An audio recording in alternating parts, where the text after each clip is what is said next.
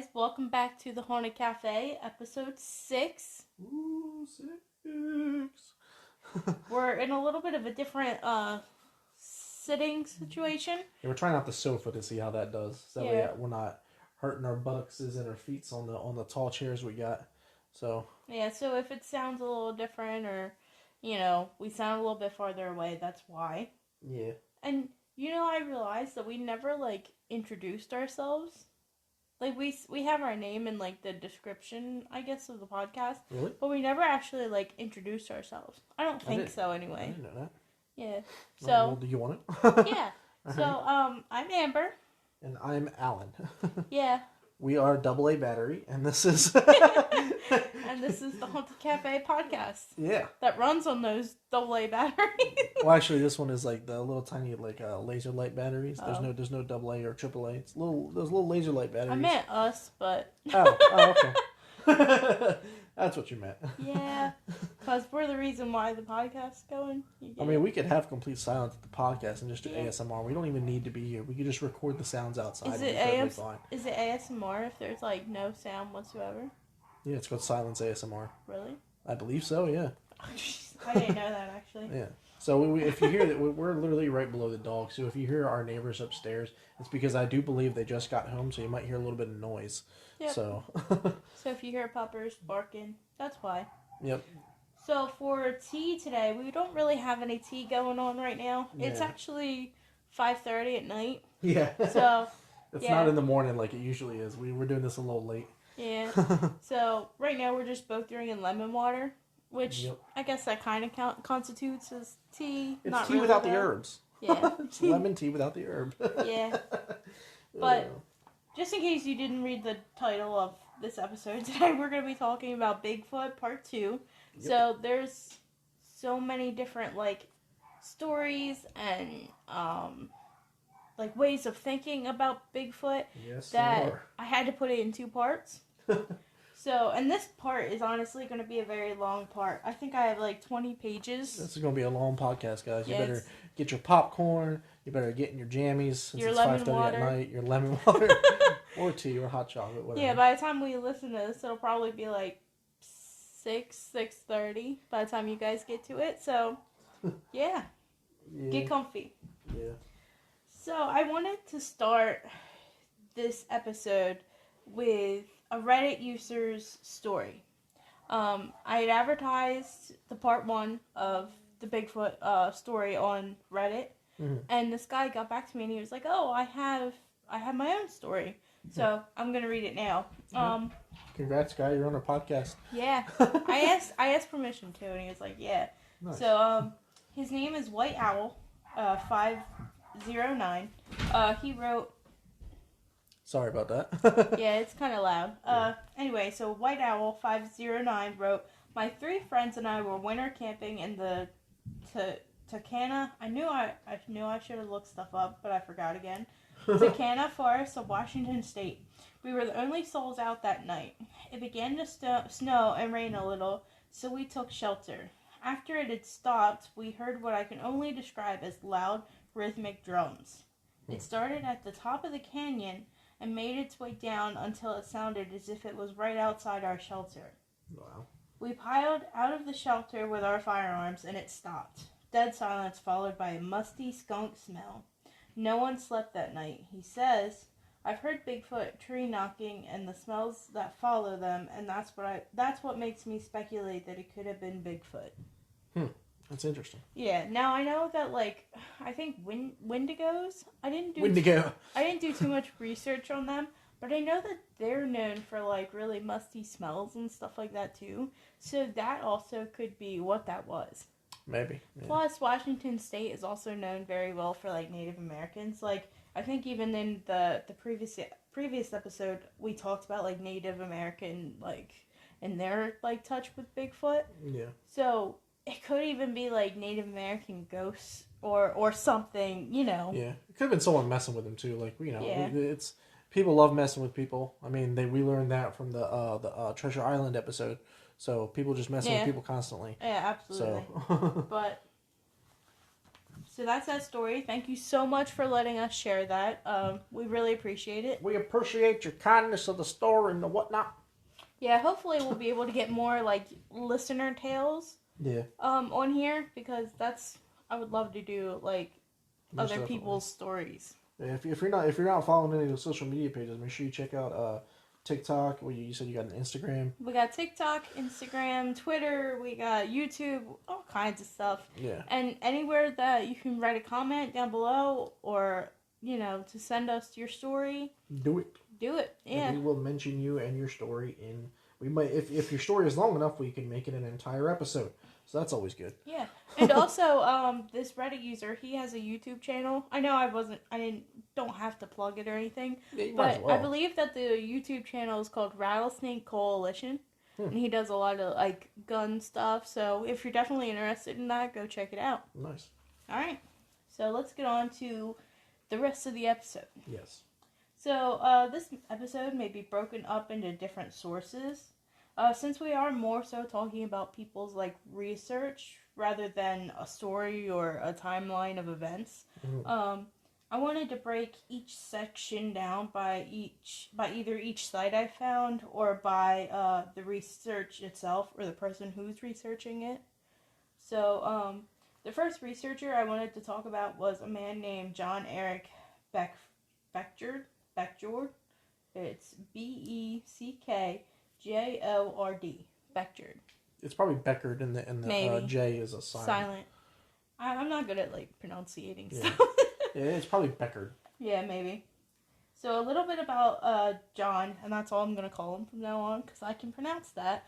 You sure it's not Joan? No. It's actually Jon. Now you got me like questioning. Oh well, so yeah, it's so John. now I want it to be Joan. Or yeah, because it would be an E. It's John. Alan's making me all nervous now. Anyway, I'm gonna call you John.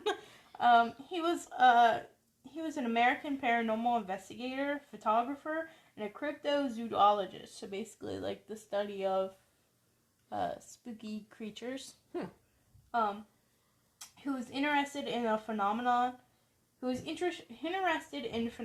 such as UFOs, crop circles, the Loch Ness Monster, and Bigfoot especially.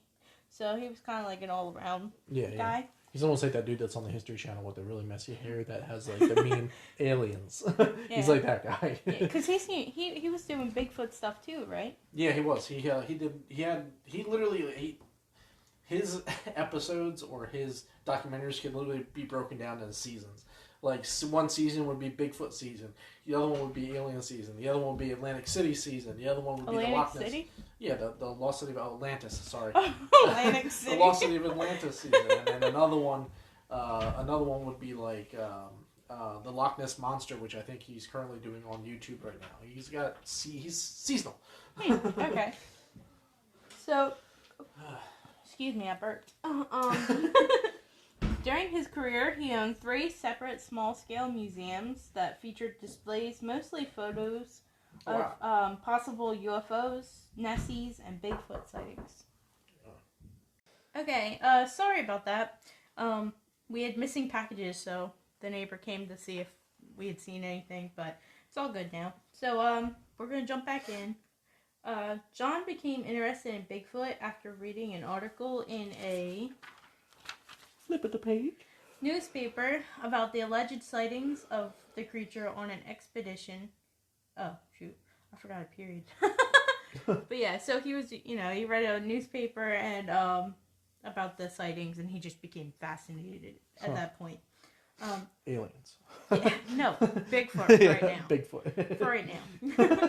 On an expedition to see whether or not the stories were true, he claimed to see what he thought was a Bigfoot crossing the road in front of him almost 200 feet away. He later tried to come back with his camera to capture any evidence, but he was unable to find anything. And after that, John was convinced of their existence. So it was basically like the newspaper got him like interested, then supposedly seeing this Bigfoot sent him into like overdrive. I find it really convenient how like people who think about Bigfoot or are like doing research on Bigfoot just happened to come across Bigfoot at some point in time afterwards. You know what I mean? I did. That was something I was going to say too. But at the same time, I know that there is a phenomenon where it was like, if you think about something, you'll see so it. much, you start actually seeing it, or you know what I mean? Yeah, it's just for the job you want, not the job you have. You know what I mean? Yeah, like that kind of thing where it's like, Yeah. He also claimed to see Bigfoot standing 6 feet tall, and I think it's either the same Bigfoot or another one. He also claimed to see Bigfoot standing 6 feet tall and walking in a loose limbo dance style. Which I'm like, what the heck's a limbo dance style? Like, is it like relaxed, like Weekend at Bernie's kind of relaxed? Yeah. And he saw a beast once more eating apricots in an orchard around Vacaville, California. Which I'm like, what are you doing in an orchard? You know, it's just like weird occurrences that he saw these creatures. Yeah, and they're very specific locations and with very specific items nearby. But at least he didn't happen to always have a camera on him. Yeah. Like, you know, like Patterson and Gimlin. Mm-hmm. Gimli. Yeah. No Gimlis in this one. Yeah. Just elves. Yeah. I was like, what? Yeah. Anyway. He would stay at a camp near Bear River Reservoir area of El Dorado National Forest, where he said that a lot of Bigfoot activity occurred. He said. Yeah, he said. In 1999, John agreed to take a skeptic named Robert Schaefer on a 5-day expedition to this camp. After leaving the site, Schaefer reported no activity, but John reported a manifestation of Bigfoot. Manifestation? Yeah. Okay, then. What do I mean by manifestation? John said that he heard Bigfoot's voice telling him, "We are not what you think we are. We are here, but we are not real. Like what you think is real." And I'm like, does he have a God complex right now? Like, is he like in the word of God? God told me to do this. He spoke in my ear. What the hell? But like, my thing is like, you do this after the skeptic was like, "Oh, I didn't see any activity. I didn't hear." Well, you didn't hear it because it was all in my head. Yeah. Bigfoot told me in my head, you know. I was told in my brain about Bigfoot. It'd be more understandable if it happened way before he even did any of this research, where people something started to call to him literally before he even started doing research. But now the fact that all of it's only happening because he's doing research and going to these is like, Well, not only just that, but he happens to have a skeptic come in. The skeptic didn't see anything that he would consider strange. And now all of a sudden Bigfoot's not showing up in person, but he's showing up in his head. That's why it makes me think that he's losing his mind. Yeah, this guy just kind of went off. But they don't believe me, and I come up with something else now. Plus, the way that they said that, we're not real, like what you think is real, that just doesn't even sound like something that a being from another place would say. Yeah, no. You know what I mean? I could be wrong, but along with this statement, John showed photographs with leaves and shadows that he believed as images of Bigfoot. He also was reported to see Bigfoot tracks then that turned into deer tracks, making him believe that the creatures can shapeshift. Which I was like, that kind of sounds close to your story. Yeah, we're not going to get into it. Yeah, but it also almost sounds like not a Wendigo, a skinwalker. So yeah, because they shape their voices and stuff to sound like, you know. Yeah. I just don't know if he's like picking legends out of a hat. I think he is. I think he's just combining legends to make it more believable. Yeah, that's what it sounds like. It doesn't really, because to me it's like there's too many things that are popping up to where only you're getting this research that it's like. I feel like it was like just one massive marketing ploy for his museums. Maybe. He fully believed that Bigfoot shared a space-time origin and connection with UFOs and can come from an alternate universe by a wormhole, which we are going to get into that a little bit later. Yeah. But that explanation of Bigfoot sounds perfectly logical. I mean, to an extent, to an extent. But, to an extent of our understanding of how the world works, yes. Yeah, but he even had an explanation as to why we have never found any kind of physical evidence aka like bones, blood, or fur, or any like bodies. Yeah, but supposedly we have though. I think there's a museum that actually has. Well, this guy was like back in like 19 something. Ah, okay. So back then they didn't have any, This was kind of like, I think he died in like 2000 something. So it, like I said, it was before.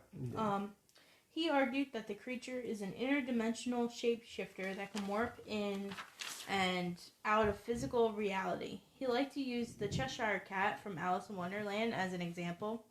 And, just in case you don't know what that means, like the Cheshire Cat, the cat would disappear before your eyes. It would almost like fade away and appear somewhere else. Like, I know what it is, but our readers or listeners. if you really want a good example what the Cheshire Cat is, go watch any Alice in Wonderland movie. Yeah, or just type in Cheshire Cat on YouTube. Yeah, that too. It would fade away and appear somewhere else. He theorized that Bigfoot may be the product of tulpas, which I was like, what's a tulpa? I had to look it up. A tulpa is a concept of an object of being that is created through spiritual or mental powers. To me, it sounds like a tulpa was something that if someone thought about it and believed about it long enough, the creature became real and starting having its own thoughts and emotions, eventually becoming independent from its host. So kind of what we were just talking about, how like you think about it and you... Yeah, it's a literal manifestation. Yeah. It also sounds like the SCP ones too, that SCP series that's all over the place. The SCP, like 192 or 001 or whatever, where it's like literally... There are some cases where it was just people thinking of these creatures and they become a reality. So, I mean, kind of, but not really, like Slenderman, where he was just like somebody's drawing, but then the fact that like so many people caught a hold of it that it became... Yeah, it became a worldwide phenomenon, and then there was murders based off of Slenderman and stuff like that, or attempted murders at least. And then all these videos started appearing on YouTube, which the videos were really unique. If you want to get creeped out a little bit, watch some Slenderman stuff. It's actually really interesting. Yeah. Maybe we'll talk about him. I mean, we kind of just did, but there's. I mean, that's pretty much more, it. I mean, there's a whole storyline behind Slenderman, but. They also use the example when someone has a childhood friend that persists later in life. So basically, like, you picture the guy being there, but. Just, I guess it's more like you just become so used to it being there that it isn't that a personality disorder too? Because I'm pretty sure, as growing up, I'm pretty sure I was told growing up that if I kept my imaginary friend, that eventually I would literally lose my mind. Well, I mean, it's like kind of like the split personality thing, but that's weird. Anyway, go ahead. Sorry. In an editorial for the Journal of Current Anthropology.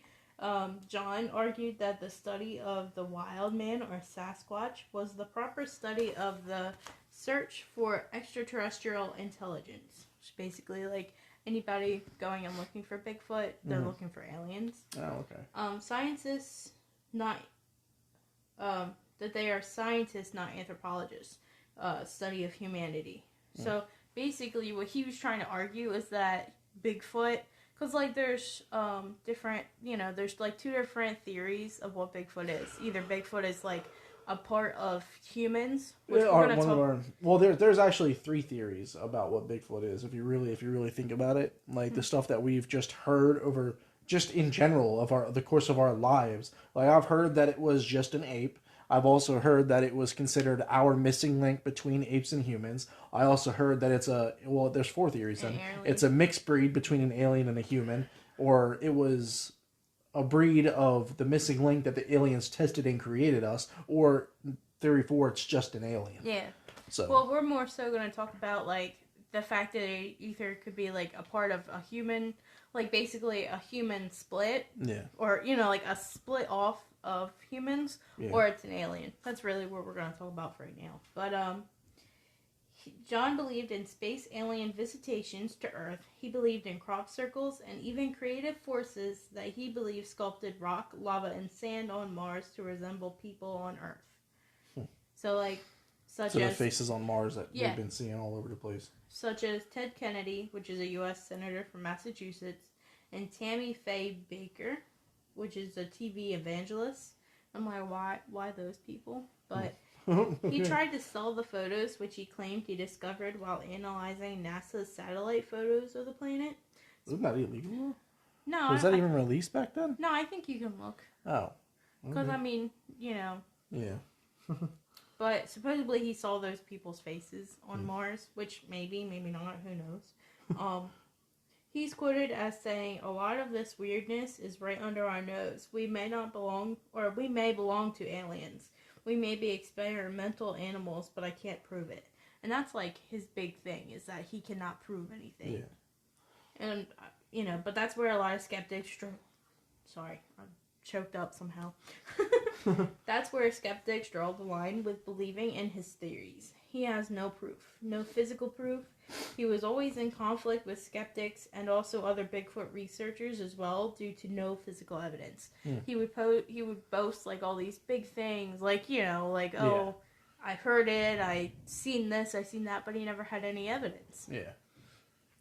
John would literally fight people over his beliefs and was banned in several chat rooms for his behavior. Wow. Sadly, he seemed like he was a gifted liar to many people. I know a few people who are gifted liars. I used to work with some. There were a few people who would give him money never to see any evidence come out of it. I think there was a lady who gave him money for the evidence of Bigfoot, and he just kind of like wasted it, and then she never got it back. He's a con man. Yeah, you know. He's riding the Bigfoot train. That's what he's doing. Mm-hmm. Oh, man. Okay, so now we're going to jump to like a different section. Back in 2015, a group of paranormal researchers and Bigfoot scientists met at a conference called the Greater New England Ufo Conference, which is held in Leominster, Massachusetts, which is also known as Monsterland. It's called Monsterland because there have been so many different legends of monsters, possibly Bigfoots, that the town easily earned the nickname. I'm gonna jump to the Monsterland story later on, after I finish talking about the conference. Anyway, we're gonna break for a ad break.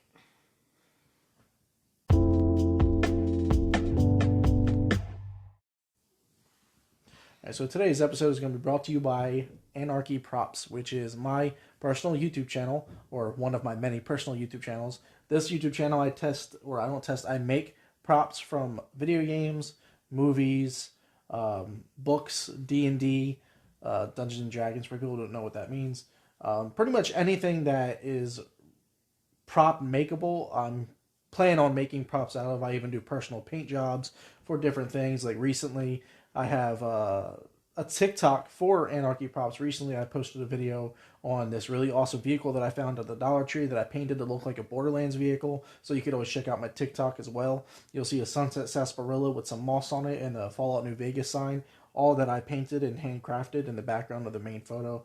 And then my regular Anarchy Props YouTube channel, you'll see the Anarchy symbol with, I believe, a fist holding a paintbrush. If not, then it's an Anarchy symbol with some paintbrushes. You'll see what it is. I don't have too many subscribers right now. The last video I uploaded was a Fallout Nuka Grenade toothbrush holder for the bathroom, because my bathroom is going to be Fallout themed. So you can check that out. Give me a subscribe. Give me a follow on TikTok. And yeah, I'll appreciate if you guys do that.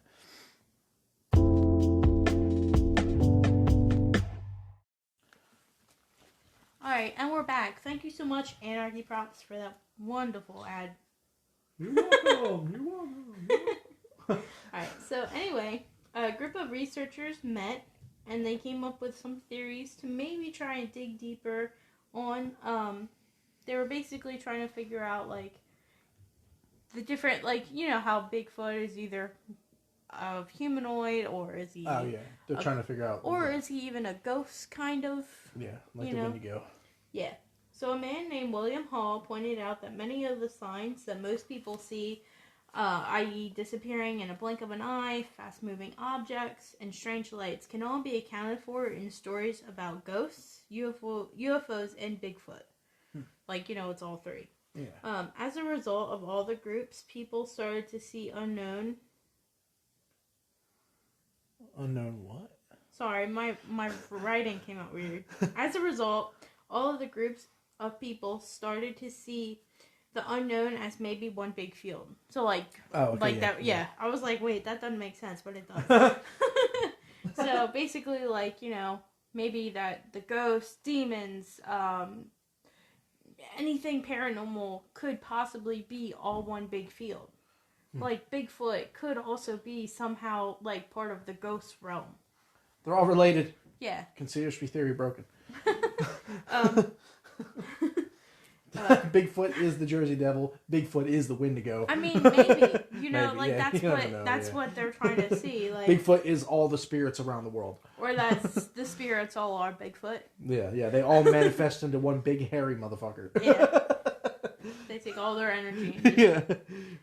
And walk in limbo formation. Yeah. Like a weekend at Bernie's. Go ahead.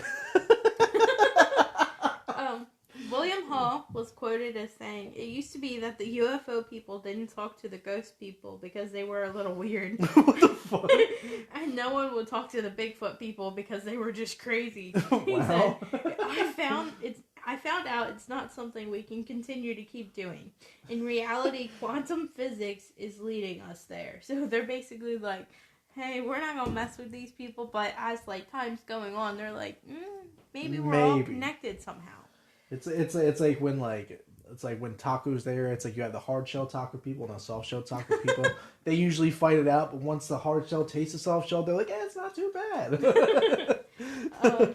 Yeah, but this honestly isn't really a new idea. There were accounts that go as far back as the 1800s, and then again in 1973. But lately, what has been getting their attention more and more is the fact that Bigfoot hunters are reporting orange orbs. Orange orbs, huh? Yeah, they are fast-moving lights that people have mainly been associating with UFOs, but now they're being seen in the areas with Bigfoot.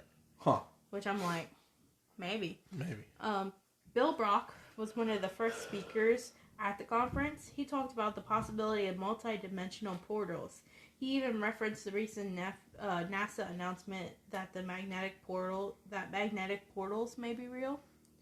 So, magnetic portal is a place where the magnetic field from Earth connects to the magnetic field on the sun. Yeah, I've actually read about that on Facebook. Yeah. I also told you a little bit about it, like, with the research. And that creates an uninterrupted path leading from our own planet to the sun's atmosphere 93 million miles away. Observations by NASA's Themis spacecraft and Europe's cluster probes suggest that these magnetic portals open and close dozens of times a day. They are typically a few tens of thousands of kilometers away from Earth, so we won't even really see it. Most portals are small and short-lived, while others are huge and sustained, so they last like a really long time. In 2014, NASA planned a mission to go study the phenomena.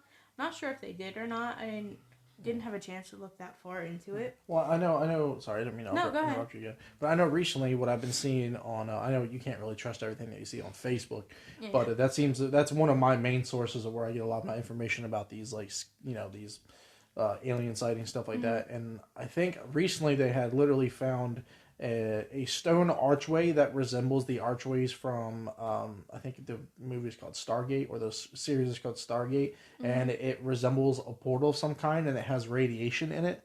Not in it, but like where the stone area, like around it. And I thought that was really interesting, because if that's the case, then if that is actually real and it's not just some bullshit that's made up, then we were literally a highly advanced civilization way, way back in the day, and something fucked all of us over, and then put us where we are now. Well, these are like, this is only a connection between the Earth and the Sun, and 4 crafts will, I don't know if they did, so I say will spread out and go surround the portal to observe how they work. This article I was reading from like 2012, so I'm not sure, I think at the time the OG article was written, they had no idea about how to go finding these portals, but a man named Jack Scudder found ways to know when the portals show up. The portals form from the process of magnetic reconnection.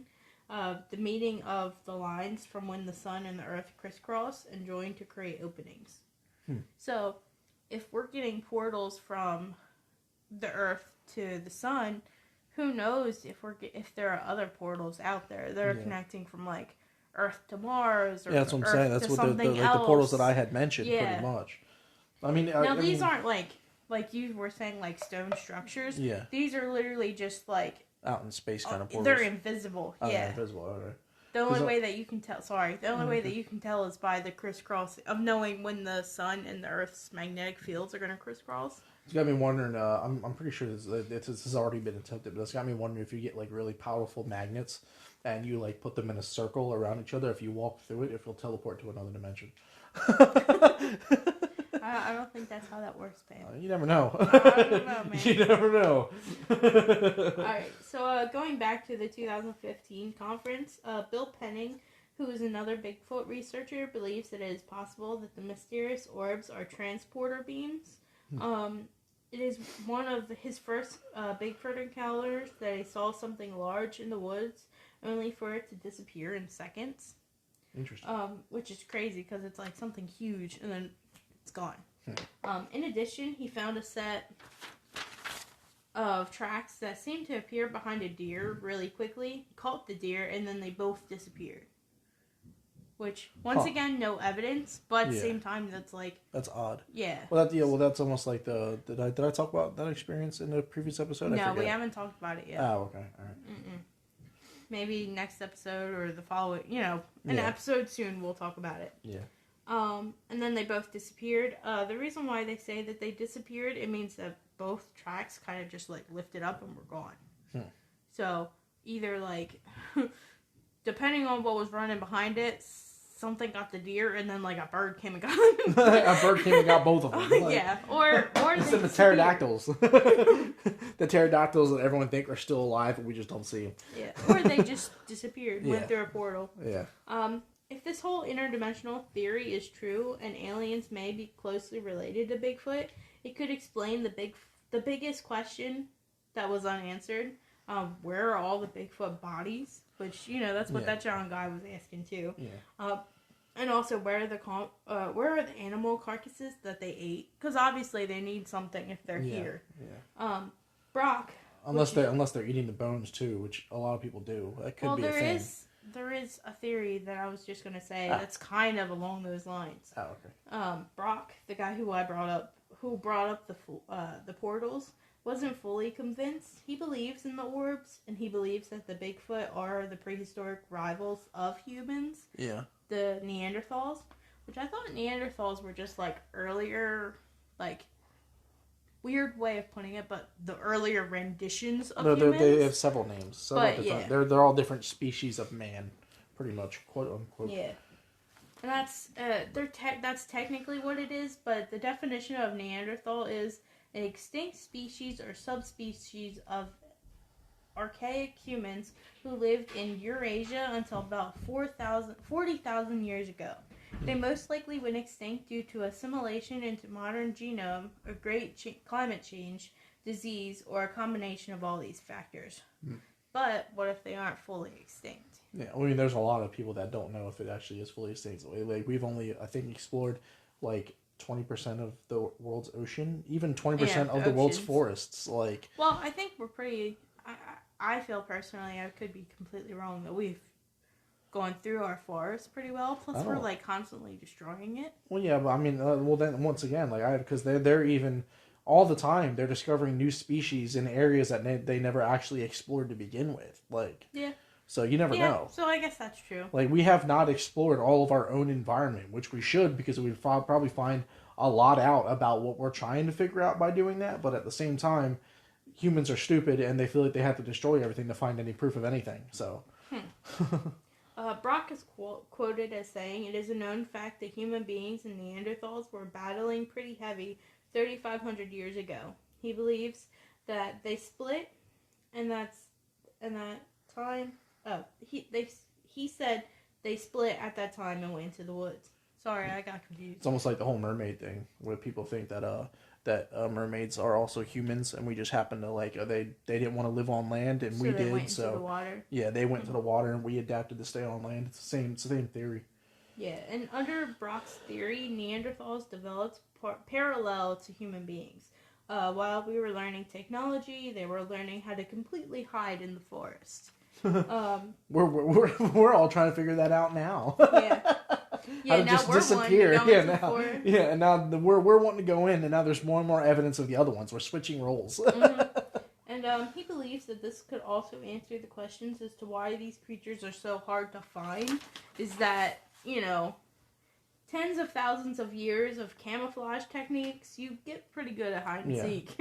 Yeah, and the more children you have or whatever, they're going to adapt to certain situations. That's why some animals evolution. Evolution. That's why some animals more adapt to certain areas than they are in other areas. Like, you can't put a sea-bearing fish in river water because it'll die. It'll suffocate. And you can't put a river fish in seawater because it'll die. Mm-hmm. I think.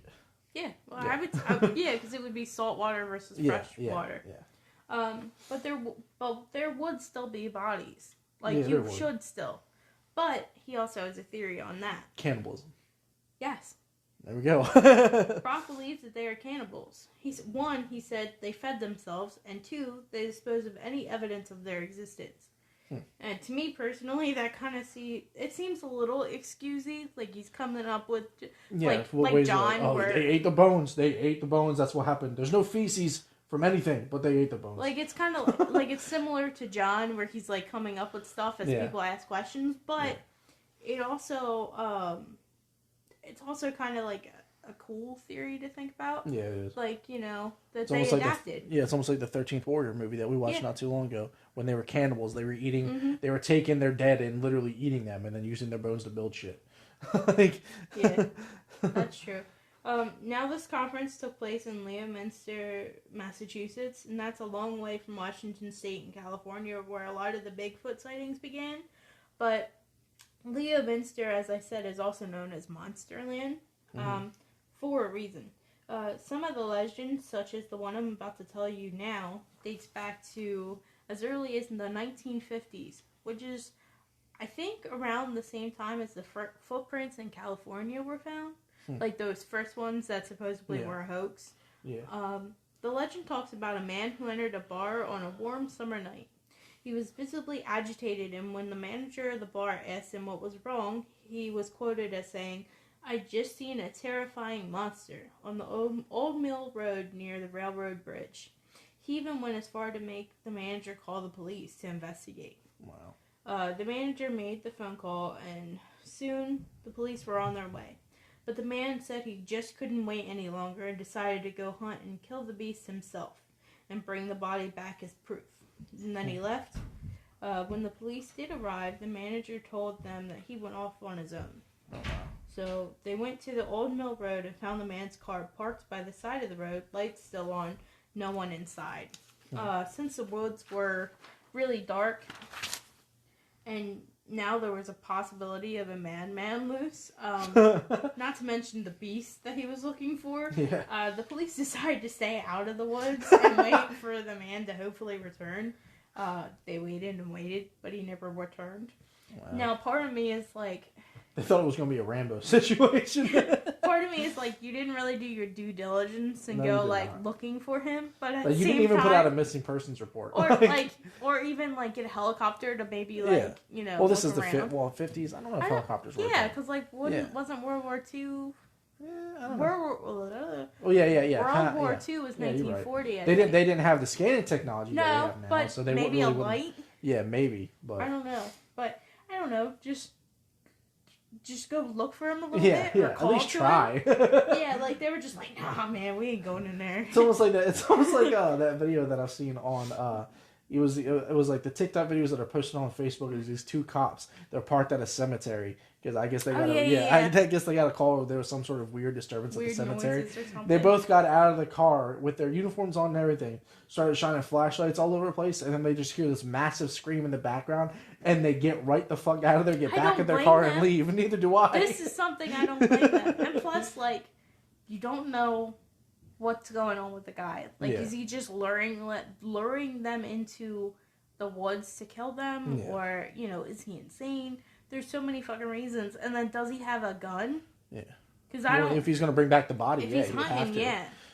So, like, you also got to worry about that. So I can definitely, like, I just thought it was funny. Like, they didn't even try going in the woods. After that, the area of Leominster was nicknamed Monsterland.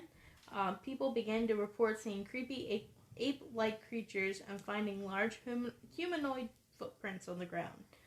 Others said that their car batteries would die mysteriously in that area, which that's random to me. Yeah. But also on June 27th, 2010, a man and a woman named Bill and Julie Penning took a hike in those woods. As they walked towards a local reservoir that they wanted to get to, they heard something moving around in the trees near the trail.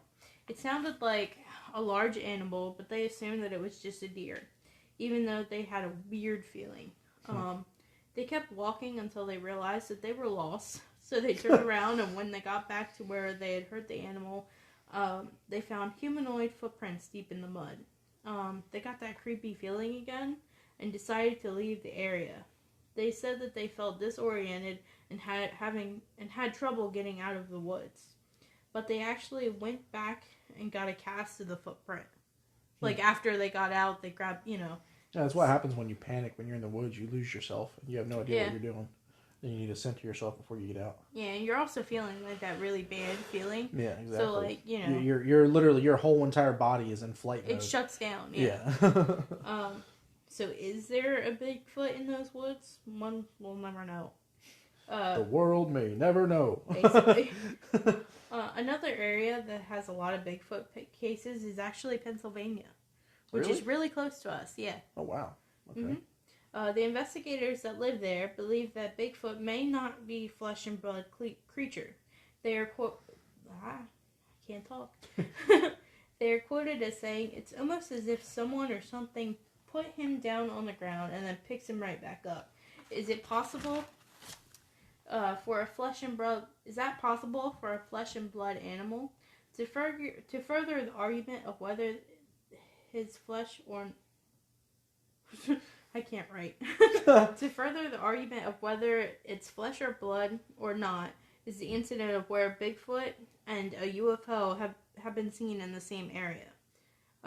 One occurrence happened in the countryside near Uniontown on October 5th, 1973, which I noticed there's a lot of Octobers going on. It's Halloween. I would say, I don't know what that means. Yeah, I didn't think about that, but I would say a lot of spooky shit towards October. Yeah, a lot of Octobers going on. I think the pagans are just mad at everybody, so now the ghosts of the pagans are just causing all kinds of issues. Stuff down. Yeah. Maybe. When witnesses saw a glowing object in the sky that landed in a nearby pasture, and two Bigfoot creatures come out of the woods. Oh, wow. There was also another one of a lady who saw a Bigfoot on her front porch and shot it, but the creature ran away. It's like, good for that lady. Just shoot. Could have been a person, but she's just like... I got a gun! Shoots him in the chest. That was a warning shot! Yeah. And he's like, nah, I'm good. Here are a few more, just like here are a few more, just like one of the reported cases of seeing Bigfoot, so like the others. In 1888, a cattleman describes an encounter with natives in Humboldt County, California. They led him to a cave where he saw a huge humanoid creature covered in long, shiny black fur. Which the first time that it's labeled as like long and shiny. Yeah. Usually it's like all nasty or whatever. Yeah. With no neck, sitting cross-legged. One of the natives told him 3 of these crazy bears had been cast out of a small moon that landed from the sky and that dropped from the sky and landed. The moon then went back up into the air. Not really sure what happened after that. But that's pretty interesting because it could just be a story that somebody came up with, but the fact that they were calling it like a crazy bear would just what we usually see are bears. Yeah. You know. And the fact that they call a UFO a small moon, which is, light up in the sky. Yeah. And if the moon is there, you're going to think that's a part of the moon if you have no idea what's actually going on. Like, oh, the moon's falling. Yeah. But I just thought that was really interesting. Yeah. Another story is about a woman named Miss Rifa Heightsfield and her son. In 1973, in October, at 2 a.m., Rifa rose from her bed to get a drink, only to notice strange lights coming from a nearby parking lot. When she went to her window, she saw a huge cone of light shaped like a big umbrella, about 7 foot. It's the Umbrella Corps. Resident Evil. I thought, oh no, that's Raccoon City. Never mind. Well, yeah, Raccoon City is still Resident Evil. Yeah, but I thought it was called like Raccoon Corporation. I'm like, that's not what it is. Yeah, so it's a big umbrella, about 7 feet in diameter. Close to this light, she saw a grayish-like creature, ape-like creature, with a large angled snout, no neck, and a big waist. Weird how people are describing stuff. Yeah. Like, oh, big old belly, There's a big old fat necklace hair man. Yeah. Moving slowly, the ape-like thing moved to the light, only for both things to disappear. So with all of these stories, hypotheses, and theories I've placed in front of you, I wanted to end this episode with a quote from one of the scientists named Fred Saluga. Let me see. How's it spelled? Fred Saluga. Saluga? Yeah, Sorry, guy. Sorry, Fred. He said, until we find out more about what they are, there are no experts. I mean, he's got a point. Yeah, definitely. Yeah. Because, we're always learning stuff. It's always something different, too. It's not like, stuff that we already knew. Yep. And, depending on the cases and location, people are describing them differently. Like, the Bigfoot differently. Because, that's the first time we ever heard of anything about, no neck. Yeah. Yeah, that doesn't make any sense. And then, if it is an alien, then that's a completely different description of an alien as well. Which could just be another species of alien, honestly, but whatever. Because you got the gray men, You got the gray men, you got the green men. Now you have the no-neck men that are really hairy. Yeah, the hairy. Yeah. The hairy no-neck men. So what's your theory on what all this stuff is? Well, from what I've heard, a lot of times, it feels like, once again, a lot of made-up stories to try and just convince immediately. This guy just happened to own some museums, and then once that Bigfoot phenomenon became a thing, he hopped on the train automatically and I'm hearing it in my head, I'm seeing this, I'm seeing that. I don't have any proof, but, you go against me, I'm going to punch you in the face. Yeah. He was really trying to convince people that he knew what he was talking about. And that's, the sad part about all of these stories, is that, once, Bigfoot got real, or, once it became really, famous or, well-known, there were a lot of people, once again, con men, 1940s, 1950s are big for that.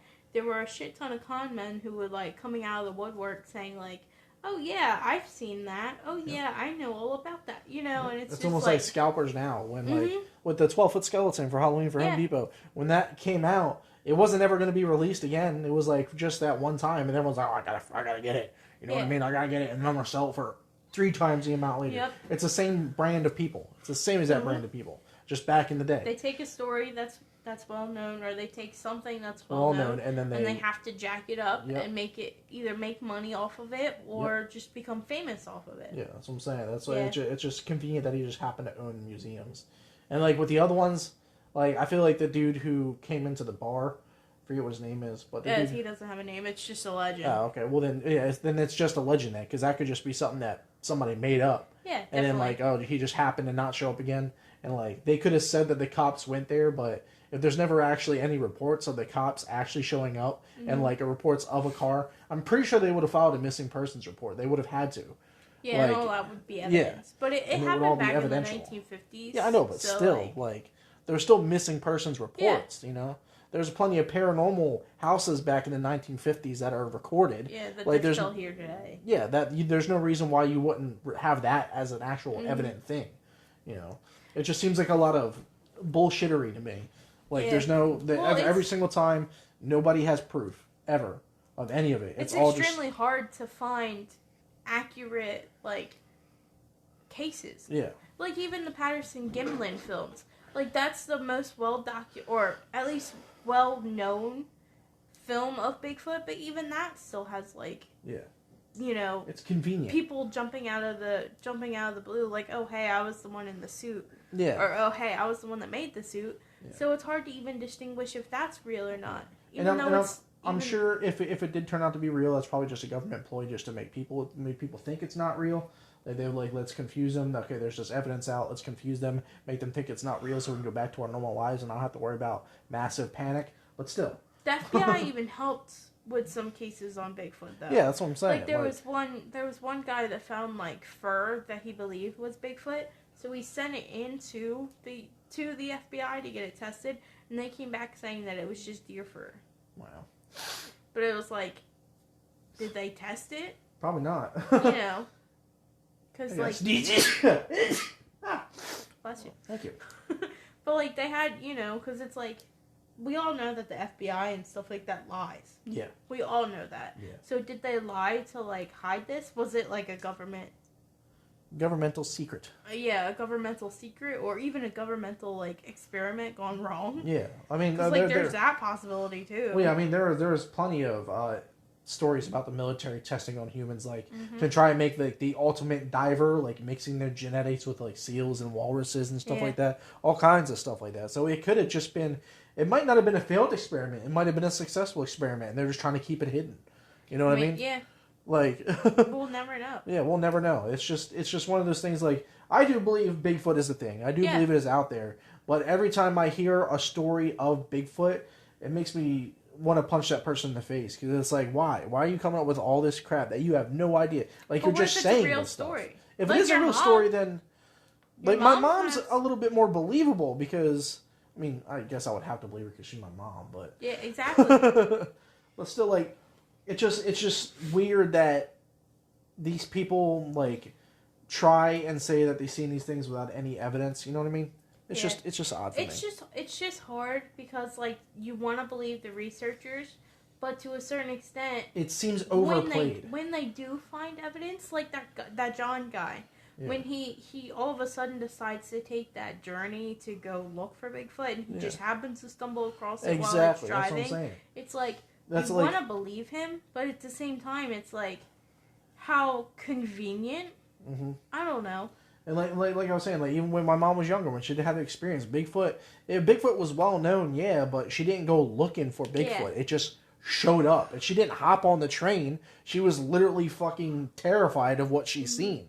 And she didn't tell anybody about it. Like, the only person she told was me, some friends, and some family. She didn't go to the media. Some friends. Like, she didn't try to become famous off of seeing it. You know what I mean? So it makes it a little bit more believable when it's like that, because you're not going there specifically for fame. You're not doing it so people know your name. But then, at the same time, the researchers that are at that camp, you have to believe them because that's what they're doing. I mean, you know, they come up with evidence, but I don't know. It's definitely something hard for people to decide whether it's true or not, because, you know, it's either people faking it to get fame, or they're really trying and they are getting evidence. And they are getting, nobody believes them because everyone thinks they're doing it for fame.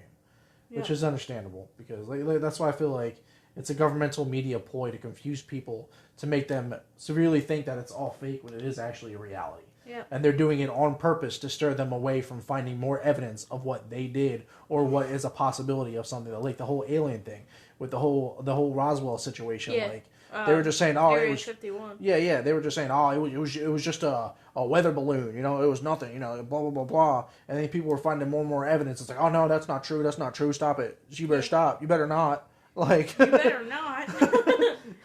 Especially when you know, the government starts releasing their old files, and it actually has like proof that they were trying to research it themselves. Yeah. And it's like, why not let us research more? Well, because they don't want mass panic. That's why. They want to figure it out for themselves. They figured if it gets into the wrong hands... And then they're going to lock it away. Yeah, and they're going to lock it away. But they figure if it gets into the wrong hands, it could be bad, and that just gives us more reason to rise up against them.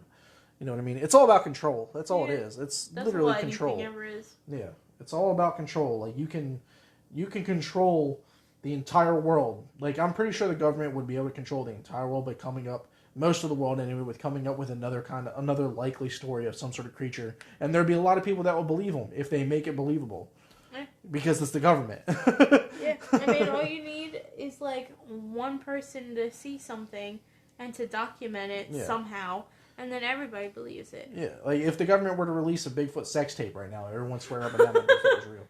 Well, who's he having sex with though? Female Sasquatch. I have no idea. Man. Well, that one from the Patterson Gimlin was a... yeah, that's what I'm saying. Alright, guys. We're just rambling at this point. Let us know what you think. yeah, let us know what you think on TikTok or YouTube. Spotify doesn't have any comments, or else I'd say there. Yeah. But eventually we're going to be uploading this to YouTube, so go comment what you think. Yeah, we're not recording anything just yet because it's like... Right now, we're literally just sitting on a sofa. Yeah. We don't have a professional podcast setup. We have a tiny little mic attached to a phone. Yeah. Hopefully, once the stuff gets rolling, we'll... Yeah. And luckily, the mic it's pretty decent for quality. I mean, you guys... hopefully you guys like it. Yeah. I mean, I'd like it. It's also good for when... surprised for what? Surprised at how, like, good quality it is. Oh, yeah. It's also good for Twitch streaming, too, when I was doing Twitch a while ago. Which, by the way, Ramted Gaming, if you ever want to follow me on Twitch, I haven't done a video in a very long time. But I'll put an ad in another video for that later. But yeah, the mic, it just sounds really good. I love the mic. Quit being tired. I can't. It's 6:30. We're late. We're already late. Yeah, it's past our bedtime. What are we, 90? Alright, guys. Alright. I feel like it, man. Alright, we will see you guys in the next episode. Yep, and...